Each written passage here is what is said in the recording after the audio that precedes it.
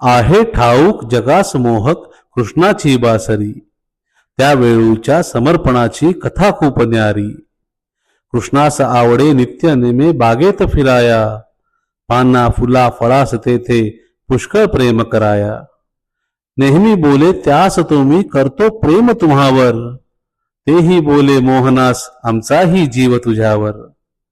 एके दिवशी गेला कृष्ण सत्वर त्या बागेत, होते सुरेख झाड कळकाचे तेथे एका जागेत.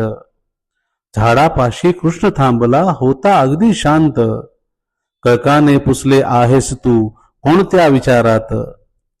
बदला कृष्ण कसे मी सांगू आहे काम कठीण, कळक बोले सांग मजला मी ही मदत करीन.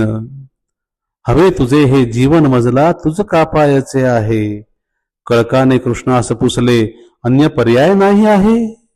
नाही म्हणता कृष्णाने तो कळक तयार झाला, प्रेमा खातर कृष्णाच्या जीवन समर्पणाला. कळक तोडीला तो कृष्णाने केली छिद्रे त्यात, त्यावेळी कळकाला झाल्या यातना अतोनात. केली सुंदर बासरी कृष्ण ठेवी ती सदा जवळ, त्या बासरीच पाहून गोपिकांना होई जळजळ. म्हणती बासरीत कृष्णता आहे देव आमच्या मनाचा, पण असतो धनी तो आमच्यापाशी फार थोड्या वेळेचा. तुझ्या सवे तो झोपी जाई तुझ्या सवेतच उठे, नेहमी ठेवे सोबत तुझला कधी सोडे ना कुठे. का तुझ्यावर जीव कृष्णाचा काय तुझे हो नाते, सांग आम्हा तुझे असे हे गुपित ते कोणते.